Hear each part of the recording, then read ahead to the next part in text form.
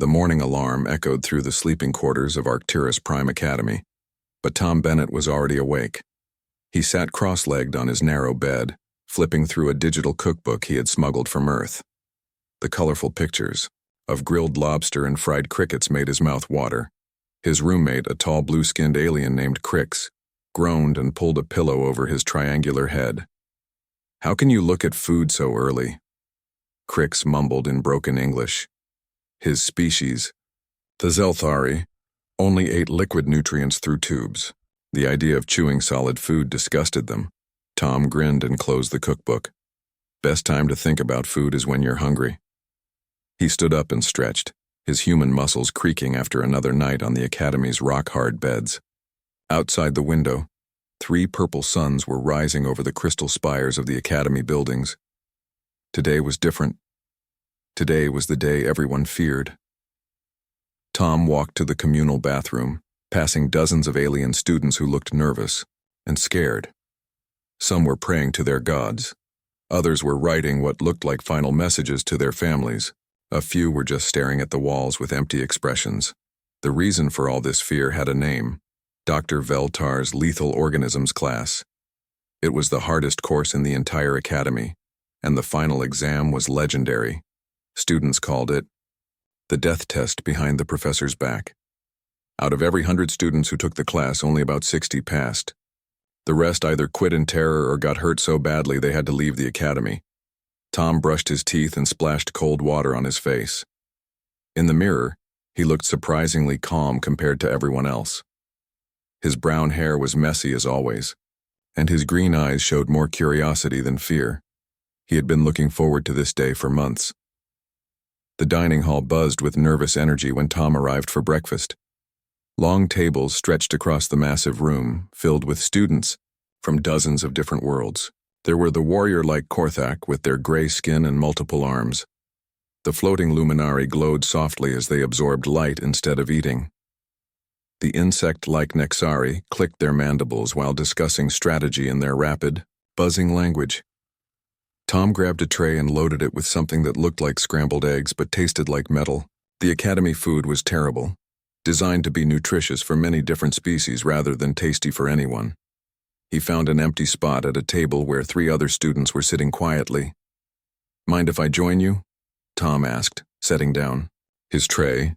A reptilian student named Voss looked up with golden eyes. "You are the human in Dr. Veltar's class, yes?" "That's me," Tom said, taking a big bite of the metallic eggs. "Are you not afraid?" asked another student, this one covered in soft purple fur. "My species has studied the mortality rates. The creatures in that biodome have killed students before." Tom paused with his fork halfway to his mouth. "Killed students? Really?" "3 last year," Voss said gravely. "The Titan Devourer crushed a Korthak warrior. The Void Wasps dissolved a Nexari, scout with their acid. The crystal mantid sliced through a Luminari's energy field." "Wow," Tom said, then continued eating. The other students stared at him in disbelief. "That is your reaction?" "Wow." The purple-furred student's voice rose in pitch. "These are the most dangerous creatures in known space." "I heard you humans are crazy," Voss muttered. "But this confirms it." Tom swallowed his food and leaned forward. "Can I ask you guys something? When you think about these creatures, what's the first thing that comes to mind?" "Death," said the purple student immediately. "Pain," added Voss. "Terror," whispered a 4th student who had been silent until now. Tom nodded thoughtfully. "Interesting. You know what I think about?" They waited for his answer. "Dinner." The table went completely silent. Other conversations around them seemed to fade away. The 3 aliens stared at Tom like he had just announced he could fly. "Dinner?" Voss repeated slowly. "Sure," Tom said, warming up to his favorite topic. "I mean, think about it. These are basically giant insects and arthropods, right? On Earth we eat lobsters, crabs, shrimp. We eat grasshoppers and crickets in some places. I bet half of Dr. Veltar's deadly creatures would taste amazing with the right preparation." The purple student made a gagging sound. "You want to eat the Titan Devourer?" "I want to try it," Tom corrected. Imagine how much meat is on something that big. Could probably feed the whole academy for a week. Before anyone could respond, a deep voice boomed across the dining hall. Students of Lethal Organisms class, report to Biodome 7 immediately. The final examination begins in 30 minutes. The announcement sent a wave of panic through the room. Students jumped up, some knocking over their trays in their haste. Others sat frozen in their seats, unable to move. A few actually started crying. Tom calmly finished his breakfast and stood up. Well, this should be fun. Fun? Voss grabbed Tom's arm with his clawed hand. Human, listen to me, this is not fun, this is survival. If you go in there thinking about food, you will become food. Tom patted Voss's scaly shoulder. Thanks for the concern, buddy. But trust me on this one, I've been preparing for this test my whole life. How? The purple student demanded. What could possibly prepare you for facing the most lethal creatures in the galaxy? Tom grinned and started walking toward the exit. Growing up with 3 older brothers who put spiders in my cereal. As he left the dining hall, Tom could hear the other students whispering frantically behind him. He didn't mind, let them think he was crazy. In a few hours, when he was sitting around a cooking fire enjoying fresh Titan Devourer steaks, they would understand that sometimes the best way to handle a dangerous situation was to change your perspective completely. The corridor leading to Biodome 7 was filled with nervous students walking slowly toward their doom. Tom whistled a cheerful tune as he passed them, already planning his menu for the next 2 days. The biodome stretched out like a frozen wasteland under the artificial sky. Tom stood at the edge of the entry platform, watching fake snow swirl across the landscape below. The dome was massive, easily the size of a small city, with ice caves, rocky outcroppings, and what looked like a forest of crystal trees in the distance. 23 students clustered around the platform, representing 12 different species from across the galaxy. They all looked terrified except for Tom, who was busy examining the terrain like he was planning a camping trip. Dr. Veltar emerged from a control booth built into the dome's wall. The Zephyrian professor was an impressive sight, standing, nearly 8 feet tall with crystalline skin that reflected the dome's lighting. His 6 arms moved independently as he adjusted various controls and checked data pads. 4 large eyes surveyed the students with what might have been disappointment. Students, Dr. Veltar's voice carried easily across the platform. You are about to face the final examination for lethal organisms. For the next 48 hours, you will survive in this environment while I release creatures designed to test everything you have learned. A small Nixari student's wings buzzed nervously. Doctor, what are the rules for engagement? Simple, Veltar replied. Survive. Use whatever knowledge and skills you possess. You may work alone or in groups. Medical teams will extract you if you are critically injured, but extraction means failure. Tom raised his hand. Professor, quick question about the local wildlife. Yes, Bennett? Are any of these creatures poisonous as opposed to venomous? And do you happen to know their protein content? The platform went silent. Even Dr. Veltar's multiple arms stopped moving as he stared at Tom. Did you just ask about their nutritional value? Veltar asked slowly. Well, yeah, Tom said with a shrug. I mean, we're going to be in there for 2 days. A guy's got to eat. A tall Korthak warrior named Drak made a sound that might have been laughter or disbelief. Human. The first creature released will be glacial spine crawlers. Their venom can paralyze my entire species in seconds. You are worried about protein. Content? Paralytic venom usually breaks down when heated, Tom explained cheerfully. Plus, anything with crawler in the name is probably related to earth lobsters. Those things are delicious. Dr. Veltar's crystalline skin shifted colors, cycling through what Tom assumed were emotions. Bennett, I want you to understand something. These creatures have been selected from the most dangerous worlds in known space. They are not food. They are apex predators designed to kill you. Right, but technically, everything is food if you cook it properly. The Zephyrian professor opened and closed his mouth several times, apparently unable to form words. Finally, he gestured toward the dome entrance with all 6 arms at once. Begin. The students scattered like startled birds as soon as they entered. The dome. Most headed for the rocky outcroppings, looking for caves or crevices to hide in. A few of the more aggressive species, like the Korthak warriors, moved toward high ground where they could see enemies approaching. Tom walked calmly into the center of an open area and started gathering materials. The dome's environment system had provided plenty of dead wood and dry materials scattered around. Within minutes, he had built a respectable fire pit and surrounded it with stones. From his backpack, Tom pulled out items that made the other students stare in confusion. Cooking utensils, spices he had traded for with students from agricultural worlds, a small pot that could double as a helmet if needed. Most importantly, a crude but functional net he had woven during the long hours of waiting for this day. "What is the human doing?" whispered a Luminari student to her Nexari companion. "I think he is preparing to cook," the insect-like alien buzzed back. "But cook what?" Their answer came 15 minutes later, when Dr. Veltar's voice echoed through the dome speakers. "First wave, glacial spine crawlers, 6 specimens released."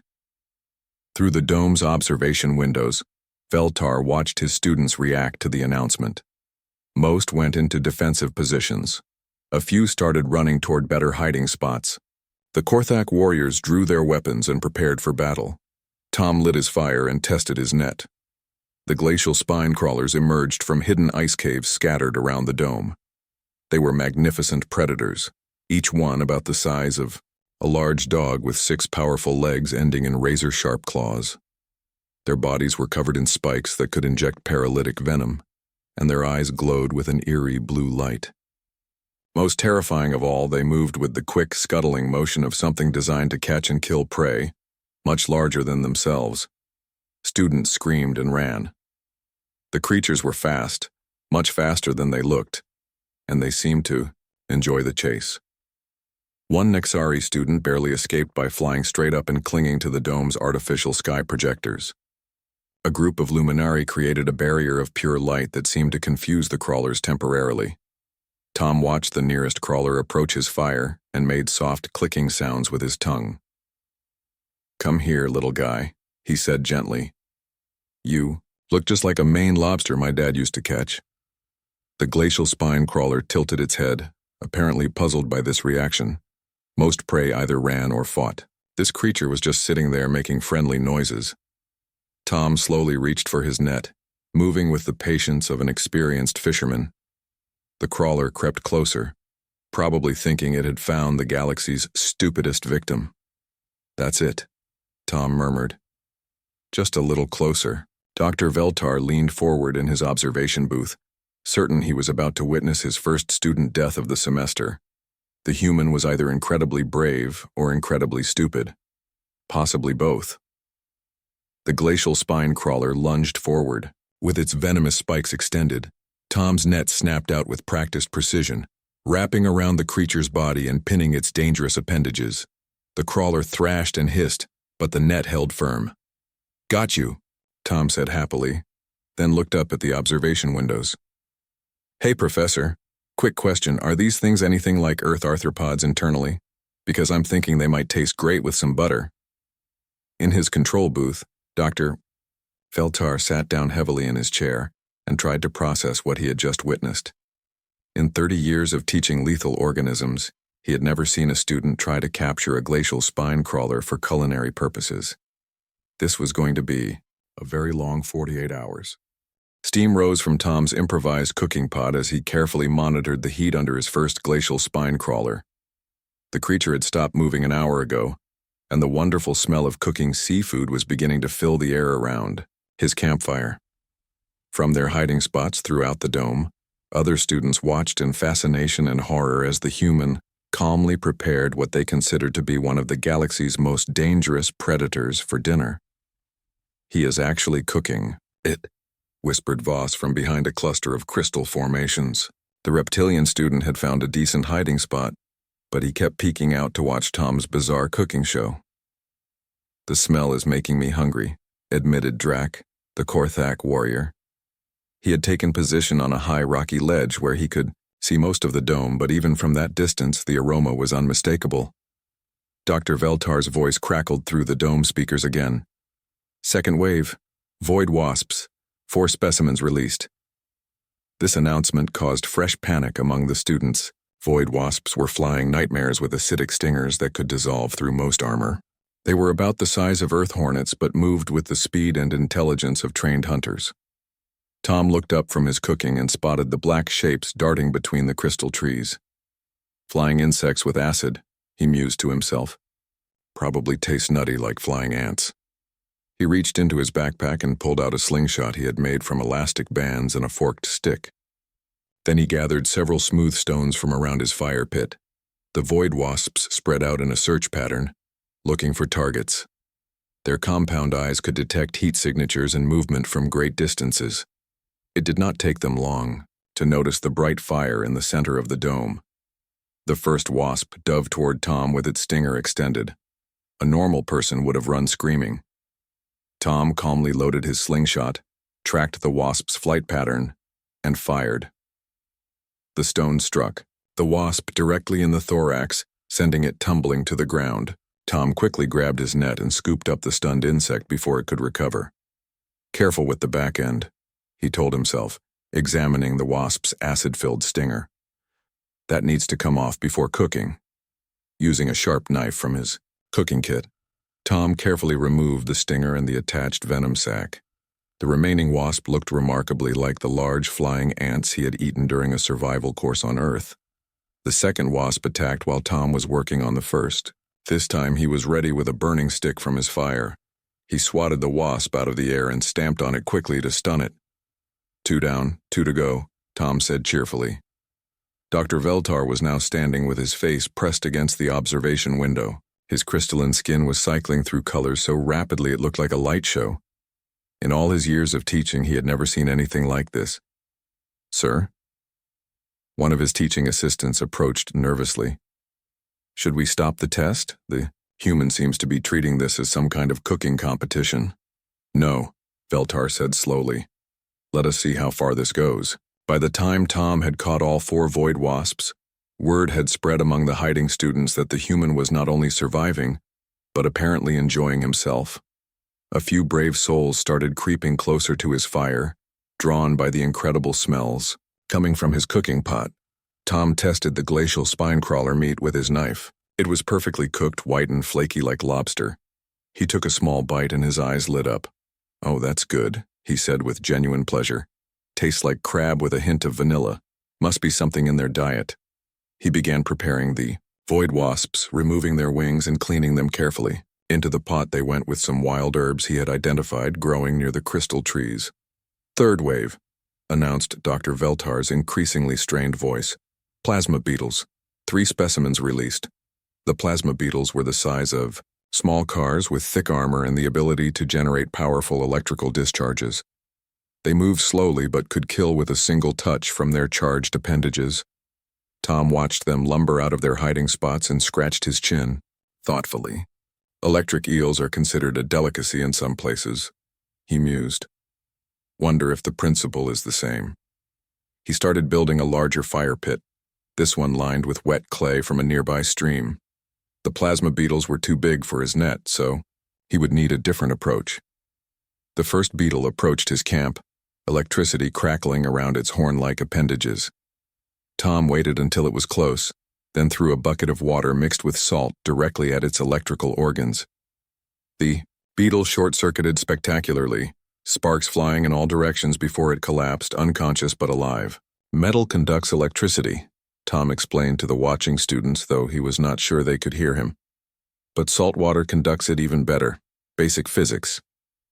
From their various hiding spots, the students were beginning to emerge. The wonderful smells coming from Tom's fires were making it impossible to concentrate on survival. Even the carnivorous species were drooling at the rich, complex aromas filling the dome. Drac was the first to approach openly. The massive Korthak warrior walked slowly toward Tom's camp with his hands visible and empty. Human, Drac called out when he was still 20 meters away. I mean no threat. But that smell is driving my hunter instincts wild. Tom looked up from where he was preparing the plasma beetle. Hey Drac, want to try some glacial spine crawler? I made extra. The warrior's eyes widened. You would share your kill? It's not really a kill if you cook it properly, Tom said with a grin. Besides, there's way too much here for one person. Within minutes, other students began emerging from their hiding spots. First came Voss, drawn by curiosity and hunger.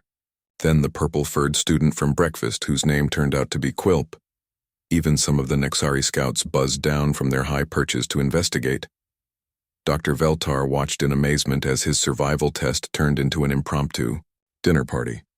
Students who had been hiding in terror were now sitting around Tom's fires, sharing stories and trying alien cuisine they never would have imagined eating. The void wasp has an interesting texture, observed one of the luminari, who normally only absorbed energy. Crunchy on the outside, but the inside is quite tender. Plasma beetle tastes like chicken, announced Quilp, who had never seen a chicken in his life, but had heard humans use the comparison for everything. Tom beamed with pride as he served his alien classmates.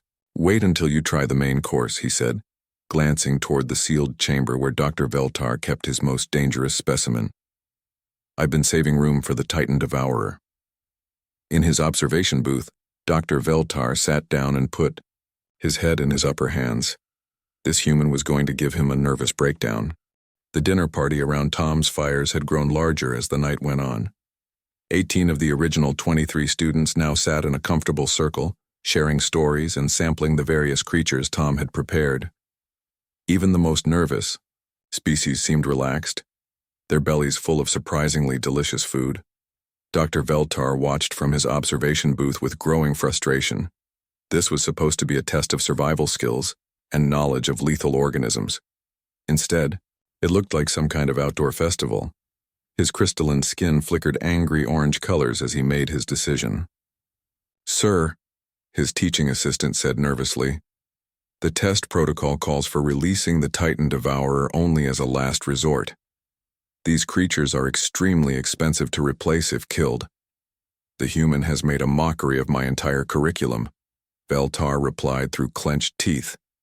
If he wants to treat apex predators like ingredients, let him face the ultimate predator. His 6 hands moved across the control panel, entering the unlock codes for the most secure containment chamber in the dome. Warning lights flashed as the system prepared to release something that had never been meant for student testing. Tom was telling Drac about Earth fishing techniques when the dome's emergency speakers crackled to life. All students take immediate shelter, came Dr. Veltar's voice, but there was something different about his tone now, something that sounded almost like panic. I am releasing the Titan Devourer. This is not a drill. Seek shelter immediately. The cheerful atmosphere around the fires vanished instantly. Students scattered, running for the caves and rocky overhangs they had abandoned earlier. Even Drac, the fearless Korthak warrior, grabbed his weapons and looked for high ground.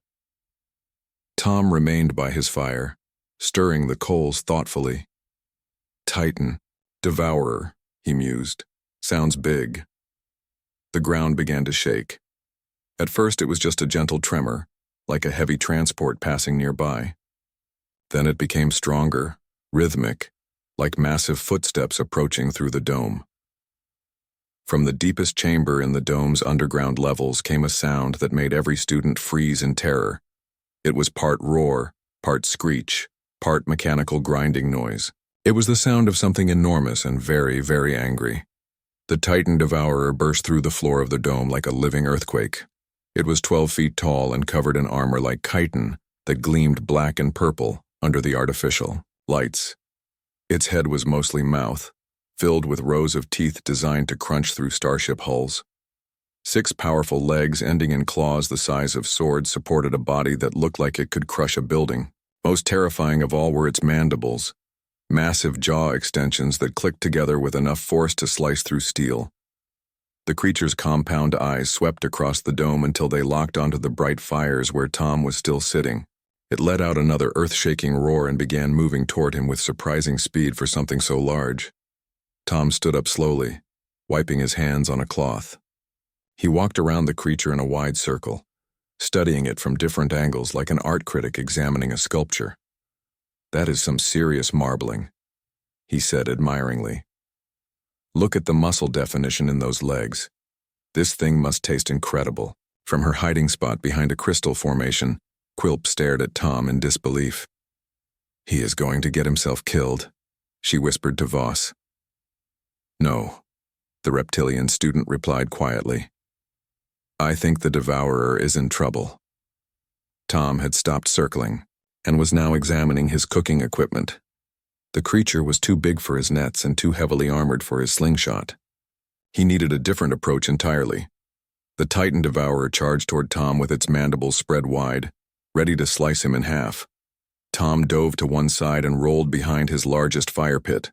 The creature's claws gouged deep trenches in the ground where he had been standing. Easy there, big guy, Tom called out. I know you're probably hungry, but trust me, I've got a better idea. The creature spun toward his voice with shocking agility. Its mandibles snapped together inches from Tom's head as he ducked and weaved. Between his cooking stations, Tom had been studying the creature's movements, looking for patterns and weak spots. Like most giant arthropods, it had joints where the armor plates met. The neck area where the head connected to the body looked particularly vulnerable. More importantly, he had noticed something about its behavior. The Titan devourer was not just attacking randomly. It was trying to protect its soft underside, keeping its belly away from Tom's weapons. That suggested intelligence and, more importantly for Tom's purposes, predictable responses. Tom grabbed a burning log from one of his fires and waved it at the creature's face. As expected, the devourer reared back on its hind legs to avoid the flames, exposing its lighter armored underside. There we go, Tom said with satisfaction. He pulled out his climbing rope and began tying knots with practiced speed. The creature came down hard, trying to crush Tom under its weight. Tom was already moving, sliding between the creature's legs and looping his rope around one of its massive claws. What followed was less a battle and more a demonstration of applied physics and animal psychology. Tom used the creature's own size and aggression against it, tangling its legs with rope and using leverage to bring it down. When it fell, he was ready with pressure points he had identified in its armor joints. The secret, Tom explained to his hiding audience as he worked, is that bigger does not always mean better. Sometimes it just means more places where things can go wrong. 20 minutes later, the Titan devourer lay unconscious but unharmed on the dome floor. Tom had managed to subdue it using a combination of ropes, leverage, and what appeared to be some kind of alien martial arts technique. Dr. Veltar stood pressed against his observation window, his mouth hanging open in shock. His most dangerous specimen, a creature that had cost the Academy millions of credits to acquire and maintain, had been defeated by a human with camping gear and cooking supplies. Tom stood up and dusted off his hands. He looked up at the observation booth and called out, "Hey, Professor, do you happen to know if this thing has any dietary restrictions? Because I'm thinking we could feed the entire Academy with this much meat." From their hiding spots, the other students began to emerge again. They approached the unconscious Titan devourer with a mixture of fear and amazement. Tom was already building a much larger fire pit and sharpening his knives. "Anyone know how to prepare something this size?" he asked cheerfully. "I've never cooked anything bigger than a turkey." Drax stepped forward, his warrior instincts finally overcoming his shock. "My people have techniques for preparing large game," he offered. "Perfect," Tom said, handing him a knife. "Want to help me figure out the best way to butcher this thing?" His observation booth, Dr. Veltar slowly sat down and reached for his emergency medication. His final exam had officially become the most expensive barbecue in galactic history. The aroma that filled the biodome 12 hours later was unlike anything anyone had ever experienced. Tom and his volunteer cooking crew had worked through the night, carefully preparing different cuts of the Titan devourer using techniques borrowed from a dozen different worlds. Dr. Veltar stood at the dome entrance, no longer watching from his safe observation booth. His 6 arms hung limply at his sides as he tried to process what his final examination had become. Students who should have been exhausted and terrified were instead chatting happily around multiple cooking fires, sampling dishes that would make the Academy's cafeteria chefs weep with envy. "Professor," Tom called out, waving a serving spoon, "you have to try this. The leg meat tastes like the best steak you've ever had, but with this amazing smoky flavor from the chitin. Veltar approached slowly, his crystalline skin cycling through colors of confusion and resignation. Around him, students from species that had been mortal enemies for centuries were sharing meals and comparing cooking techniques. "Bennett," the professor said quietly, "what have you done to my test?" Tom looked genuinely puzzled by the question. "I passed it, didn't I? I survived 48 hours and demonstrated comprehensive knowledge of lethal organisms. Plus, I fed everyone else too." "You were supposed to learn to fear these creatures," Veltar protested weakly. "They are apex predators from the most dangerous worlds in known space." "But that's just it," Tom said, his eyes lighting up with enthusiasm. "Fear makes you stupid. When you're afraid, you only see the danger. When you're curious, you see possibilities." Quilp approached with a plate of what looked like beautifully prepared shrimp. "Professor Veltar, you must try the void wasp." Tom discovered that if you remove the acid sacs and prepare them correctly, they taste exactly like the shellfish from my homeworld. Despite himself, Veltar found his mouth watering. The smell was incredible, and he had not eaten anything but nutrient paste in days. Hesitantly, he took a small bite. His 4 eyes widened in surprise. "This is actually quite good." "The plasma beetle is even better," added Voss, holding up a skewer of grilled meat. "Who knew that electrical organs would be so tender when properly cooked?" Tom beamed with pride as he watched his classmates enjoying the feast. "The best part is that we learned more about these creatures in one night of cooking than we did in a whole semester of studying them as threats." He was right, Veltar realized with growing amazement. The students were discussing the anatomical structures they had discovered while preparing the creatures. They were sharing observations about behavior patterns they had noticed. They were collaborating across species lines in ways he had never seen before. "The glacial spine crawler has a fascinating digestive system," one of the Nexari scouts was, explaining to a group of fascinated listeners. "The vanilla flavor comes from crystalline formations in their stomach that help them process the ice minerals they eat. And the Titan Devourer's armor is actually made of multiple layers," added Drac, who had become Tom's enthusiastic assistant chef. "Each layer has different properties. The outer shell is harder than starship hull plating, but the inner layers are surprisingly flexible." Tom handed Professor Veltar a plate containing samples of all the creatures they had prepared. "The thing is, Professor, your class was almost perfect. You taught us everything we needed to know about these animals. Their biology, their behavior patterns, their habitats. The only thing missing was practical application." Veltar took another bite, this time of the Titan Devourer steak. It was tender and flavorful, with a complexity that would make it expensive in the finest restaurants across the galaxy. "Practical application," he repeated slowly. "Right," Tom said, settling down beside his professor with his own plate. "You can read about something forever, but until you actually interact with it, handle it, understand how it works on a personal level, you don't really know it." Around them, the impromptu feast continued. Students who had never spoken to each other before were now planning cooking experiments for when they returned to their home worlds. The Luminari, who normally only absorbed energy, were discussing the possibility of opening the galaxy's first multi-species restaurant. "I have been teaching this course for 30 years, Veltar said quietly. "I have watched thousands of students learn to identify and avoid the most dangerous creatures in known space. And that's important," Tom agreed. "Sometimes you need to avoid danger, but sometimes the best way to handle something dangerous is to understand it so well that it stops being dangerous." Veltar's crystalline skin shifted to a warm golden color that Tom had never seen before. "Bennett, what are your plans after graduation?" Tom shrugged, taking a bite of void wasp that had been seasoned with herbs from 3 different worlds. "I was thinking about opening a restaurant, maybe something that serves exotic cuisine from across the galaxy. What if I offered you a research position instead?" Tom's eyebrows rose in surprise. "Research?"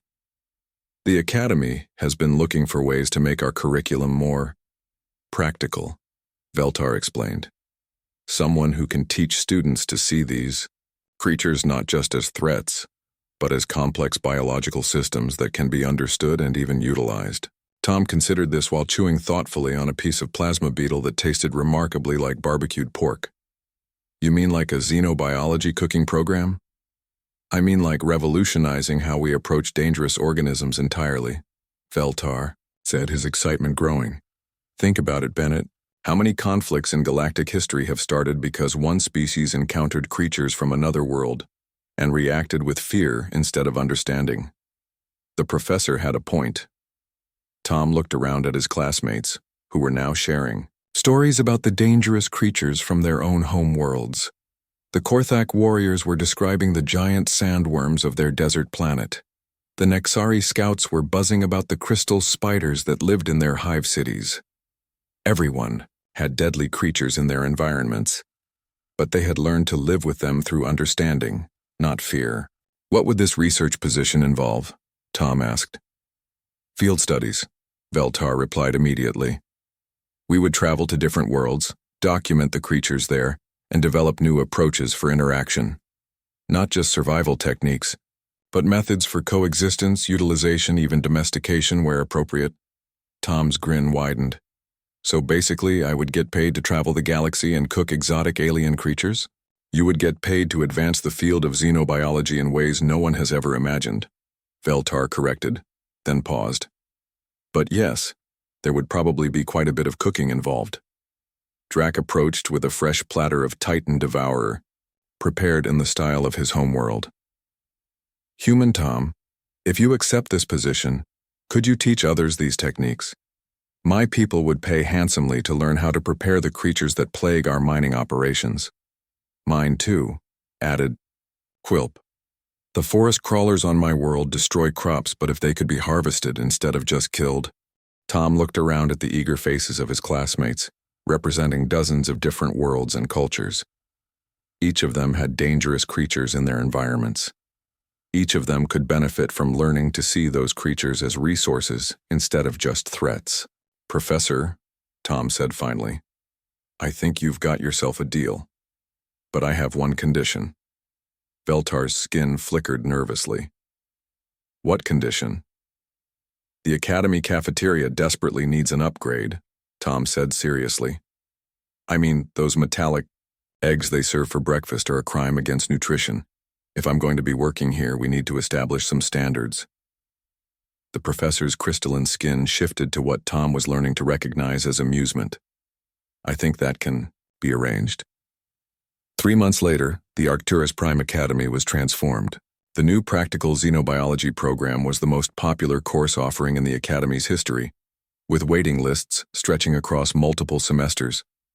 Students came from across the galaxy to learn Tom's revolutionary approach to dangerous organisms.